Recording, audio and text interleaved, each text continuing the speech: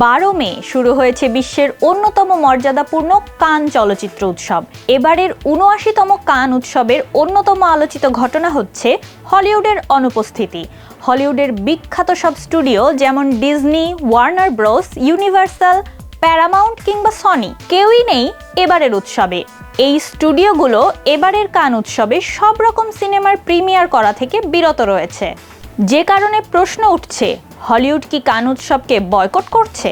না, আনুষ্ঠানিকভাবে বয়কট করছে না, তবে এড়িয়ে চলছে বলা যেতে পারে। কেন হলিউড কান উৎসবকে এড়িয়ে চলছে তার বেশ কিছু কারণ রয়েছে। চলুন জেনে নিই কি সেই কারণগুলি।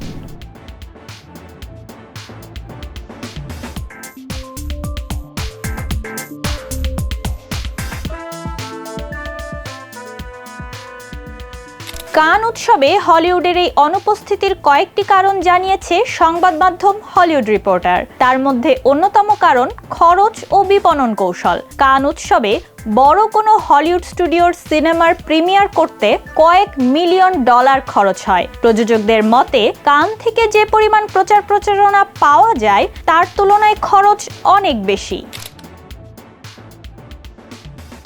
কান উৎসবে হলিউড স্টুডিওগুলোর অনুপস্থিতির আরেকটি কারণ নেতিবাচক রিভিউ পাওয়ার ভয়। কান উৎসবে সিনেমাগুলোর প্রিমিয়ার হয় বিশ্বের সবচেয়ে কঠোর সমালোচকদের সামনে। ফলে বিদ্যমান সোশ্যাল মিডিয়ার যুগে কোনো ছবির নেগেটিভ রিভিউ আসলে মুহূর্তেই তা ভাইরাল হয়ে যাওয়ার সম্ভাবনা অনেক, যা বক্স অফিসে বড় ধরনের ক্ষতি করতে পারে। বিশেষ করে সাম্প্রতিক বছরগুলোতে বড় কিছু সিনেমা কানে মিশ্র প্রতিক্রিয়া পাওয়ার পর ব্যবসায়িকভাবে প্রত্যাশা পূরণ করতে পারেনি। তাই স্টুডিওগুলো এখন অনেক বেশি সতর্ক। একই সাথে হলিউড স্টুডিওগুলো সিনেমার ট্রেলার প্রকাশের সময় press interview, influencer campaign, social media reaction, review embargo এই সব কিছুর নিয়ন্ত্রণ নিজেদের কাছে রাখতে চায়, যা কানে না আসার অন্যতম কারণ।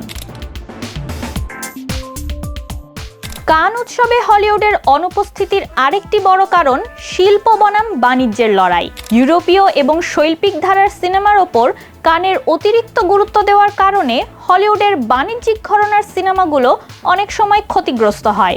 যেমন এবছর কান কর্তৃপক্ষ আর্ট হাউস ও অটর সিনেমা ও নির্মাতা কেন্দ্রিক হয়ে উঠেছে, যেখানে বড় হলিউড ব্লকবাস্টারের জায়গা সংকীর্ণ হয়ে পড়েছে।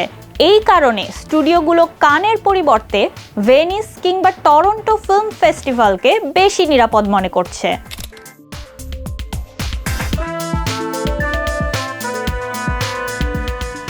কান উৎসবে হলিউডের অনুপস্থিতির অন্যতম আরেকটি কারণ স্ট্রিমিং প্ল্যাটফর্ম আর থিয়েটারের দ্বন্দ্ব। কান ও ফরাসি সিনেমার নিয়ম অনুযায়ী কানের মূল প্রতিযোগিতা বিভাগে যেসব সিনেমা অংশ নেয় সেসব সিনেমা স্ট্রিমিং প্ল্যাটফর্মে রিলিজের আগে ফরাসি প্রেক্ষাগৃহে মুক্তি দিতে হয়। এই নিয়মের কারণে বড় স্টুডিওগুলো এমনকি নেটফ্লিক্স, অ্যাপল টিভি প্লাসের মতো স্ট্রিমিং প্ল্যাটফর্মগুলো তাদের বড় সিনেমা কানের মূল প্রতিযোগিতায় পাঠাতে অনাগ্রহ দেখাচ্ছে।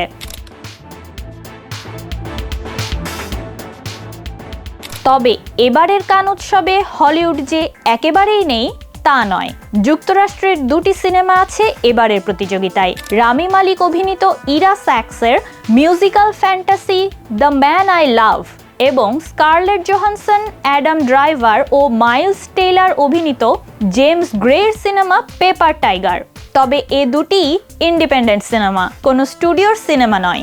সব মিলিয়ে কান উৎসবে এসেছে বড় পরিবর্তন। হলিউড না থাকলেও ইন্ডিপেন্ডেন্ট ফিল্ম মেকারদের জন্য আরও বড় পরিসর তৈরি হয়েছে। এবছর 140টি দেশ থেকে প্রায় 40,000 চলচ্চিত্র সংশ্লিষ্ট পেশাদার যেমন পরিচালক, প্রযোজক, পরিবেশক, ক্রেতা ও বিক্রেতা কানে নিবন্ধিত হয়েছেন। কানের ইতিহাসে এবারই প্রথম সবচেয়ে বেশি সংখ্যক জাপানি সিনেমা অংশ নিয়েছে। কোরিয়ান সিনেমার হারও বেড়েছে। এছাড়া আরব ও দক্ষিণ এশিয়ার সিনেমাও শক্তিশালী অবস্থান জানান দিয়েছে এবারের আসরে। সবাইকে ধন্যবাদ।